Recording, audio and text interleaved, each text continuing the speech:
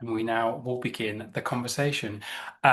So, good afternoon and welcome to our conversation around the Theatres Trust and Limbury Trust Small Grants Programme. And I'm really grateful to be joined by Stuart Hobley, who is the Director of the Limbury Trust and our long-standing partner here at Theatres Trust for this grant programme.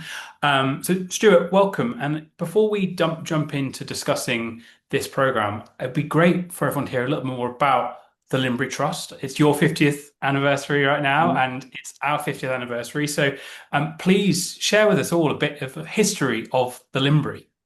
Yeah, absolutely. The Limbury Trust has just turned 50. I know I don't look that old, but I haven't been working with the trust quite that long. Originally started back in 1973 by Lord John Sainsbury and Lady Anya Sainsbury, and the name sits Linbury is a combination of their names. So John Sainsbury, Anya Linden, they portmanteau word to create the Limbury Trust. It's one of the Sainsbury family charitable trusts. So there are 16 or 17 different trusts that have been started by the Sainsbury family. And if you want to learn more about them, there is a special website, sfct.org.uk, where you can go and learn all about the different trusts and what they do. Linbury is one that has worked in the arts and culture sector, right? I think for all of that 50 years, supporting a lot of work around museums, arts and culture, particularly theatre, because it's a real passion for the family, as well as work around environment, climate change, a lot of work to support what we call social purpose. So we fund a lot of work around homelessness. We support a lot of work around helping older people to live well. So there's a range of things we do as a grant making trust. So it's quite a broad church, I would say, in terms of the funding we give, and theatre work remains a kind of key pillar of that. And when I think of Limbury, I also think of the really important design award that's awarded every year, Yes. designers as well. So I think it's really important for us as an organisation to be partnered with a trust that really cares about all aspects of the arts, performing arts and culture. And I think, Yeah. yeah, the Limbury Prize is such a well-known and important recognition for a young designer in the Yeah, sector. for those that don't know, sort of just over 40 years ago, Lady Sainsbury started the Limbury Prize for stage design as part of her passion for just theatre. And so every other year, it runs every 2 years, where a program is run where emerging designers, often young designers coming up, but not always, apply to kind of win that prize. And every year we support 12 new designers who are up and coming. It could be lighting design, it could be costume design, stage design, design for ballet, and they are helped with the start of their career to become often, in some cases, world-renowned designers.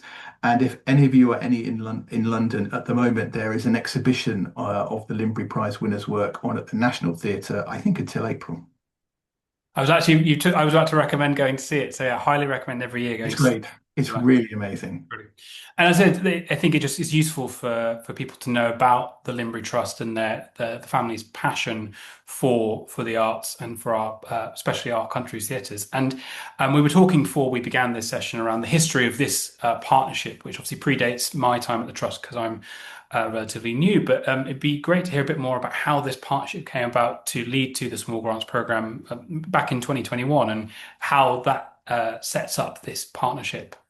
Yeah, it's a good question because the partnership's been going for about 6 years now. And as I say, theatre has always been something that the Trust has been interested in. But as a grant making organisation, we're quite a small organisation. So we have only, we have a handful of staff, we have very limited budgets. So we don't operate what you might call open grant programs where anyone can just apply for any particular grant program. But I think we were very conscious, particularly towards late 2020 and early 21, about the impact COVID was having on different areas of the culture sector, particularly theatres. And that led us to a discussion with Theatres Trust about how we could help support, particularly local theatres, particularly theatres that might be, in areas where they are the kind of cultural provision, and what we can do to support those organisations to come out of COVID and to thrive and to continue to be an organization that really adds value to modern life. And I think that's where we came up with this grant program that was really very much about improving elements of the building, finding ways of improving access, things like digital access, because we were very aware that during COVID, a lot of theatre started to take on digital content from other theatres and sell tickets for that, but perhaps their infrastructure to kind of do that on a more regular basis needed to be improved. So this could be something they do all the time and not just during a time of crisis. And I think that's really important, isn't it? One of the things of the pillars of the work of Theatres Trust is ensuring that there's resilience within the sector, a word that came up quite a lot during the pandemic. And although this program emerged from that pandemic period, now we move away from that. But there is still a number of challenges facing Yeah. all our venues, all our infrastructure, especially those that are perhaps the only cultural infrastructure in a town or a smaller city, and that I think is really important for us to remember in terms of where this fund has come from and where it's evolving into. Are there any other thoughts you have on what separates this fund as well as the partnership? The Yeah. Limbury grants the money to the trust, and we then, on your behalf, run the process and make the decisions. But is there anything else you think makes this fund different, or something that we should be remembering when people are putting applications in? Yeah, I mean, I think the partnership is a really clear one. I mean, we don't have that kind of expertise that you guys do, and I think that's really why we wanted to work with you because you know the theatre sector so well. I think we were very keen to try and keep the application process as sort of straightforward as possible. I don't want to say simple because application processes aren't always simple, and simple can sometimes be quite a subjective thing. But I guess we wanted to have a fund where if somebody said, look, we need to put in place hearing loops or we need to put in place types of access so that more people can enjoy our theatre, they could make that application based on that emphasis alone. I think there are lots of grant programs out there in the sector which require lots of different other elements, and I sometimes that can make a very complex project. And I think the intention was to always try and come up with a kind of a short wish list of things that a theatre could ask for and do so in a fairly straightforward way. Because the founding principle of this is that there are small interventions that can make a big difference, and Yeah. the cap on the funding for this program was raised a couple of years ago, but it's up to Yep. £7,500. And I think one of the things that we want to kind of go through today is that although an applicant can apply for a bigger capital project of which this grant would make part of, our preference, our priority is for those small scale capital works investments that might not be able to go for the bigger funding application pots, and really thinking about where, I mean, depending on the scale of your organization, £7,500 is actually quite significant, but what that Yeah. investment can do to unlock potential, especially around people being able to engage with the space either as an audience or as an artist. So that's really, really useful to hear. And yeah, obviously, some of the things that I know are within that kind of areas that we're interested in are improving repairs to the building fabric itself. It may be purchasing plant or machinery, sometimes the what's often called the unsexy side of funding and capital works, capital items, physical items, or items that allow access to the space, and equipment as well. Are there any things that you think as the partner funder on this that has evolved in the last couple of years that applicants should be thinking about when they're putting together what it is they want from the fund in terms of Yeah. those areas? Yeah, I mean, I think one of the things we've seen come out of the applications in the last couple of years is a real understanding from organizations about what they can do to sort of make themselves more environmentally effective too. So changing lighting, for example, and getting rid of tungsten bulbs and going for LED, or coming up with new ways of doing lighting. It's not necessarily super costly, but finding that money can be quite a trial. But also, it has the kind of double benefit of then reducing your utility costs because the sort of infrastructure you put in is less hungry on your electricity bill. And that's great because that kind of funding can then be, or that money you save can be repurposed into your core funding. So we're seeing more and more of that come through, which is great. And I think, again, one of the things we like about the program is you can frame it very specifically around a thing that you need to do, which has a very specific objective. I think sometimes if an organization is applying for a huge amount of money to another funder, some of these elements can sometimes get shaved off when people kind of look through budgets and they try to make things more competitive, whereas actually they're often the ingredients that make a real difference to somebody coming through the door and make a real difference to people just enjoying being in a theatre. And so that for us, I think, is at the DNA of what we want from this program. And I think it's really important to touch on the fact that that is an aspect that we are interested in seeing as the partner funders of going, this small intervention should have a real impact Yeah. on those using your space, especially our audiences, and being confident in articulating that for this fund is really key. And I also think the other thing you've touched on there, which we would encourage applicants to think about, is what are the longer term impacts on your business model? We know that all business models, especially in the performing arts, are really challenged. And thinking about how you can articulate the long term environmental and economic impact of what the grant could do really helps articulate that it's an investment as well. I always like to Yeah. think of grants as investments. So showing that this capital investment in this year might help us over a 3, 5, even 10-year period to reduce this cost and the burden on our operating model, regardless of the scale of the operating model. So I think having that in mind is really useful to think about the small scale capital intervention. I'd be interested also because you said you've obviously not been with the Limbury for 50 years, but you have a real experience as a funder, and we've been discussing earlier before the call started about the kind of the landscape and the challenges in the funding landscape. And I wonder what tips you might have as someone on the other side of the table for making a good application, regardless of whether it's this grant or another grant program. I think what are the tools that we need to be thinking about when making applications for capital grants? Yeah, I think you've really got to have a clear vision for what it is you want to do. You've got to be able to set out quite clearly what it is you need, why you need it, who will benefit, and what that looks like in terms of cost and timeframes. So that it's very easy, I think, to kind of overcook an application when you're writing it because it feels like you have to get everything out and you have to write a lot to kind of explain things. But most funders really are just looking for the who, the what, why, where, and when. How much do you need? Why do you need it? When do you want it? I don't know of a funder that doesn't start with those basics in terms of the thinking of the application. I know sometimes applications look hugely complex, but what sits behind it is often something very simple, and that's what they're really trying to get to from you. And I think it's a bit like, I suppose it's a bit like being a detective. I mean, a funder's job is to give away the money, but what they're doing is they're testing the different elements that you put forward to make sure it all stitches together and it's coherent. So they're looking at the time frame you set out, they're looking at the budget you set out. So when you talk about in your application, you might have said, oh, well, we're going to run workshops with the local community to learn about a particular subject. Are the costs there therefore reflected accurately in the budget? Often those things, sometimes as a funder, those things don't quite match up. So you've always got to be able to tie the different elements of the project back together because that's really what a funder is looking at. So in a way, you've got to try to think about how a funder thinks. So when you submit your application, a funder will often do some due diligence. They might look at your website. If you have one, they might look at your charity commission return and see what that says. They might look at your social media. They're just trying to build up a picture of the organization to sit alongside the application material so they really understand, as I say, that those principles of why you need the money, what you need it for, and when you're going to deliver it. It all comes back to tying everything together. I think funders look at risks too.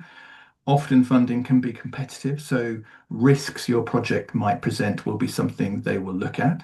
And a risk could be, let's think of a risk. A risk could be that you're asking a funder for £500,000 to do a capital project, but there's nobody on your board that has any experience of doing a capital project. That's the kind of risk a funder will tease out. It might be that you don't have sufficient cash flow to kind of manage the project, and they will ask questions about that. So my advice when people are putting projects together is always be upfront about the risks and self-identify them and share them with the funder and say, we know this looks risky. This is how we're planning to mitigate it. That's the kind of thing a funder is looking for. And I think when we talk about risk, it's a really important but challenging kind of approach, especially in the arts and culture sector, because we Yeah, don't want to be seen as a risky prospect. And I think it's about reiterating that being a risky prospect is different to risk analysis and risk mitigation. correct. And I think it's especially if perhaps you are a smaller organization, you might not have a board, or you might be a community-led organization that's just setting up your Yeah, organization space. I, when I look at funding applications, although I don't directly assess the applications for this fund, and we'll bring in colleagues who do that as they and on the day to day. But when I've looked at funding in the past in my last role, I had more confidence in applications that were really upfront about risk and what that looked like, and what if the fund were to be achieved, what a risk the project would look like, and how that would be effectively mitigated, and also what a risk of the risk of not getting the funding would also look like, and how that would be mitigated. And I think actually it gives a funder reassurance when an applicant understands what risk means to their organization and their building, rather than trying to pretend there is no risk. Because the suggestion that a project has no risk, in my mind, means the project hasn't been fully Mhm. scoped, because there is risk. Regardless of the scale of the capital works, there's risk. Um, but I think I'd be interested in your sense on this. One of the challenges I think people face, myself included, when we try to articulate risk mitigation, like how we're going to mitigate those risks. Have you ever seen any through not just this fund, but other applications, like examples of approach to risk mitigation that really give you confidence in an applicant and how others should Yeah. think about that? So sometimes an organization might come forward and say, we're a new organization, therefore we do have kind of cash flow challenges. I've seen some organizations say things like, well, we're working with our local authority who are going to help provide, perhaps it's peer guidance, maybe it's they'll help manage cash flow around staffing. So sometimes partnership can be a really interesting way of saying the risk is mitigated because we're working with another organization which is sharing some of that load, and they've supplied a letter of support so that you as the funder can see that it's a very true partnership, and the two organizations are working together. Sometimes people will build in costs to the bid to help mitigate risk. I've seen that before. So you might say, we know that we need to do more training and developing around a certain issue. We've added costs for that into the project so that we can learn as part of the program. So I think I guess another thing to do with this particular issue, if you can, and if you're worried about it, is talk to the funder. The funder Mm. will have lots of examples of where this works, where this doesn't work. Now, not all funders are open to these kind of conversations, which I know is a frustration, but if they are open to it, then I would say always talk to the funder. Send them an email, call them up, ask them how they can help and support. There are very few funders that won't respond kindly to that kind of approach. Yeah, and I think the trust, although we can't necessarily engage in every question, and that's why we're having webinars like this, to have an overview of that. I think it's really important we want to make the best informed decision for this funding. And I guess the other thing that I think is important to think about, which is the other end of the risk, is evaluation of a project. Once a project is done, um, often the applicant is great, they've achieved it, and they want to get on with the refurbished space. From our perspective, it's really important to be able to evaluate the impact of a project, and we often ask that often features as part of an application. And I think it's another area that is challenging to articulate, especially before you've done a small scale piece of capital work. And it's really important for us because we need to report to the Limray about the impact of the fund that you've given us to deliver year on year. And I wonder whether you had any reflections on evaluation, both talking about it in an application, but also actually doing it and making it useful for you. Yeah, evaluation is really useful, not just in the moment in terms of how it helps frame what you've done and why. It also becomes a really useful tool for you as an organization to use then again for another funding bid. It often provides the evidence and the framework and the track record when you apply to another organization. Many funders, if you apply and say, we need funding for this particular project. We've done it before. They will say, oh, did you do any evaluation around that? What's the difference? So you can then just easily shunt across a document that you prepared. Now, evaluation can sound like a big exercise. It can sound very costly, but there are very simple methodologies you can use just to kind of test how people feel about the impact of the work that you've done. Could be questionnaires. It could be a survey monkey on your website. It doesn't have to be huge reams of data. You should always try and keep it proportionate to the work you're doing. I think that's a really key thing. It's just sort of thinking, what's a simple way of getting good, effective data for a project of this size? Now, of course, if you're doing a £5 million redevelopment program, then you're going to have to kind of really put in a lot more thought and effort around evaluation. But if you're doing something on this scale, then it might be just, if it's an environment project around your utility costs, for example, it might just be a question of ensuring you've recorded data before, during, and after the installation of the project. That might be enough to demonstrate good evaluation. I think the other thing to think about is the context of where you live. Most funders, and I don't know every aspect of every part of this country. So when people are applying to us, they're also sharing what's important about where they live and why this project is important to where you live. So I think that's another thing that people can sometimes forget to share because you slightly get wrapped up in answering some very specific questions, is not to kind of give that flavor of what it is like to live in Norwich or Essex or Scotland or wherever it is the project is based, and actually just giving a flavor of some of the issues you're tackling and dealing with and how this project is part of that. And I think one of the things we've often reflected on in the past is the why now question, because Yeah. this fund we were discussing earlier is it has perhaps a slightly better return rate than other funds. It's about 1 in 3 applications are successful across the year. But what would you say in that kind of that highly competitive funding environment that the culture sector finds itself in? What can make an application to this fund and other funds stand out from your perspective? I think it's probably a combination of a lot of the things we've talked about. I think clear vision and really being able to articulate who you are and why what you're doing is really important.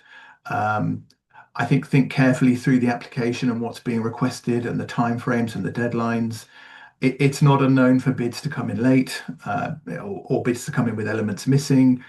That sends a message to a funder, in terms of someone delivering a project and their project management skills. And I appreciate everyone has a life and things are happening, but when you're in a competitive environment, sometimes it can be a very slim thing which counts you out from somebody else. Definitely. And one thing that I imagine might come up, and it's perhaps a newer element to be considering, is the role of artificial intelligence in Uh, bid writing. And we've both discussed this previously that the Limbury Trust, North East Trust has an explicit exclusion of the use of artificial intelligence.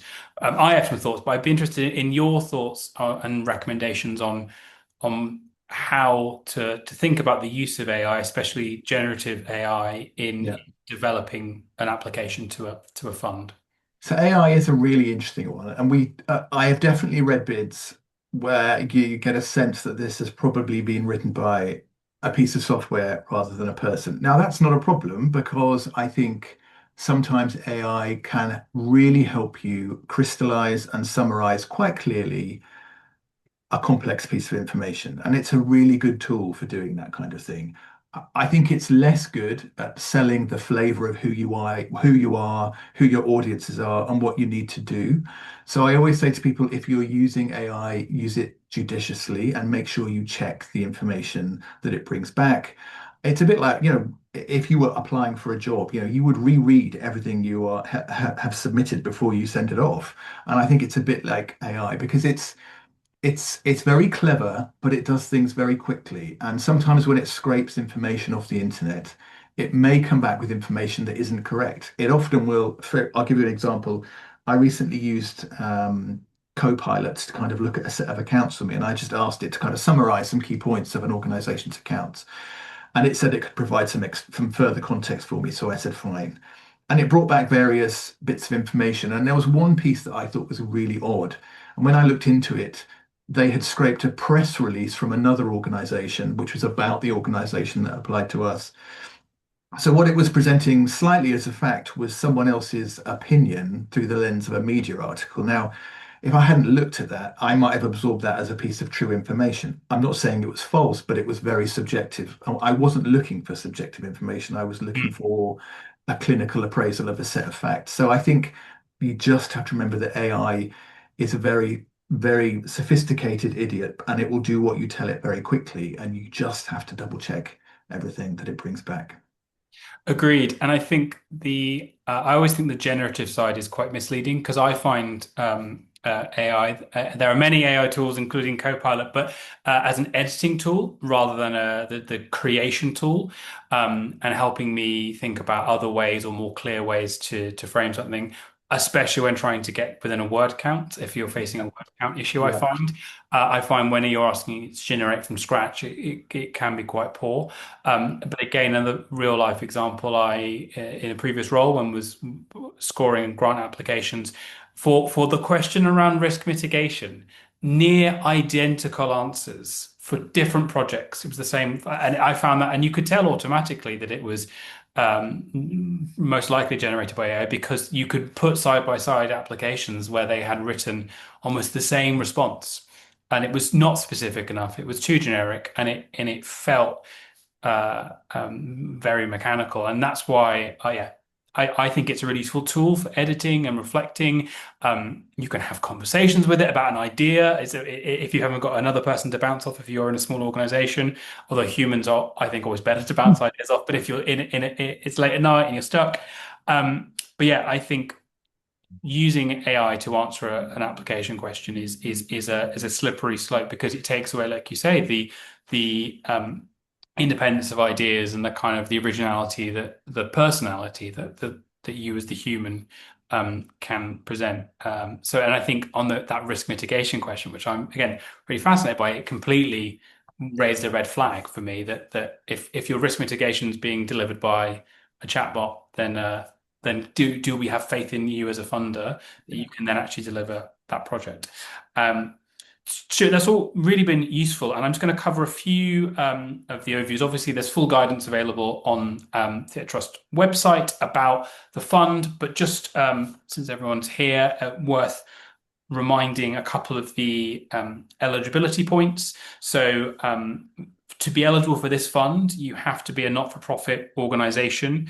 This can include a local authority or a town and borough council that owns and operates a venue, but that venue must ultimately operate not-for-profit. We require, obviously, there's an ongoing debate about what is a theatre, what's a theatre building. And so what we require for this fund specifically is that the space presents at least 30 performances of live public performance. That can be theatre, but it can also be dance, comedy, or musical each year. So it has to have at least 30 performances open to the public. And because this is a capital fund that will result in improvement to a space, we require you to either own that building or more likely have a lease on that building with at least 5 years left on it, because we don't want the works to happen and then you have to leave that space. And if you don't own that property, you have to have the permission of the property owner, of your landlord, to be able to carry out the works.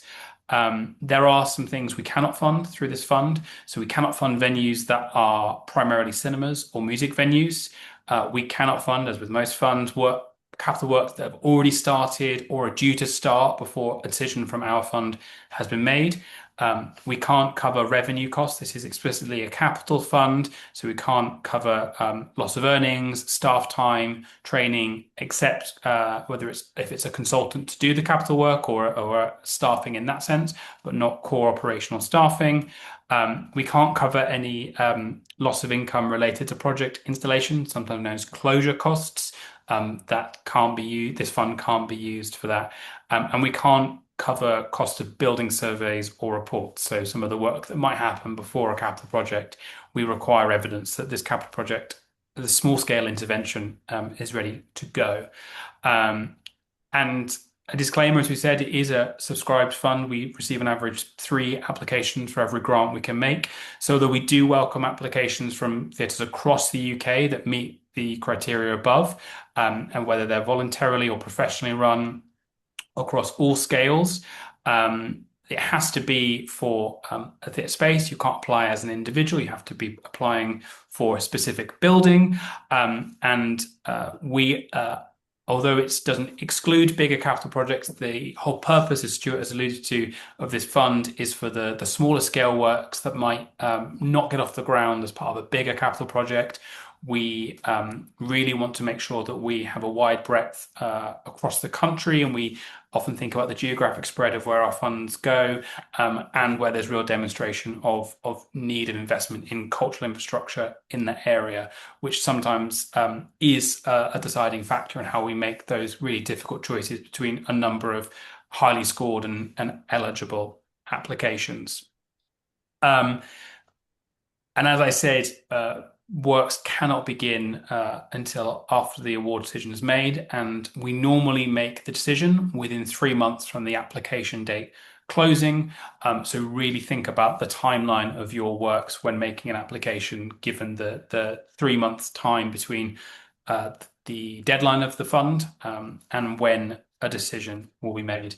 Stuart, I had one final thing that I thought was useful for us to talk about before you and I kind of open up to questions. Um, we've spoken about the fact that only 1 in 3 of the applications can be successful. What do you have any thoughts on kind of handling rejection or the next steps an organization might take if they aren't successful to this fund or a fund, a capital fund in general?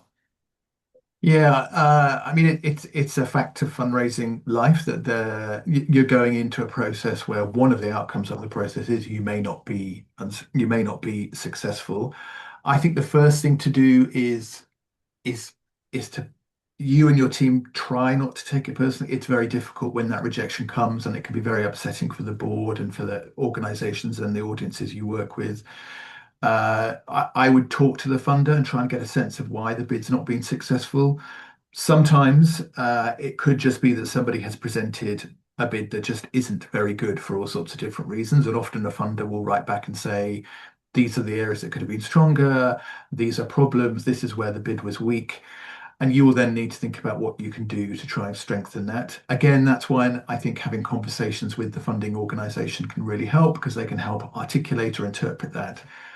Sometimes, as I say, the reason why you're not successful and someone else wasn't might be very slim. Working in this job, we spend a lot of time saying to people, "Congratulations, you've got a grant." But we also spend a lot of time saying to people, on this occasion, you haven't been successful. And sometimes it is just a question that somebody else's bid was just marginally better, that kind of degree of difference. I mean, they're the hardest conversations to have with people, because essentially you're saying you put forward a really good bid, just someone else's was just a bit better. Maybe they had a wider range of evidence. Maybe they explained how they mitigated risk better. It can just be as slim as that. But Absolutely.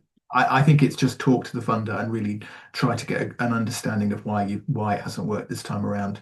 And then think carefully with your board about what happens next, or with your team about what happens next. And I think having those open lines of conversation where possible is really key. And my reflection is every round there are a few applications that we receive that clearly have had thought go into them, but they actually don't meet the eligibility criteria. And I guess that's my real final plea to organizations is to read. We have detailed guidance notes on our website, just gone through some of the eligibility criteria. The one thing I forgot to mention was that if it is part of a bigger capital project, it must be for under £250,000. So if you're doing a multi-million pound capital project, this is certainly not the fund for your organization. And really making sure you look through, in this case for this small grants round, what's expected of you before you even start to prepare the application. And as you said, we score across a number of areas, including the significance of the project, the impact of the project, and the risk and project management. And as you said earlier on, we need data to be able to score those 3 areas effectively, and really making sure that your application is data led where possible, the data you have, as well as making the case for the vision and the long-term impacts really key. So thinking about what our scoring criteria is, as in the case of this fund, because that is what we have to compare applications on. We can't bring in something that's not part of our scoring matrix to ensure the fund is equitable in how we make those decisions. Stuart, thank you for your time in going through that. And hopefully people have understood a bit more about what the program is, what we are trying to do with it, and we're certainly looking forward to receiving our applications. And then we take a pause for there because the recording will stop, and then that's why I had to do a bit of an odd end to that. That's all on the website. But those who are joining and listening to that conversation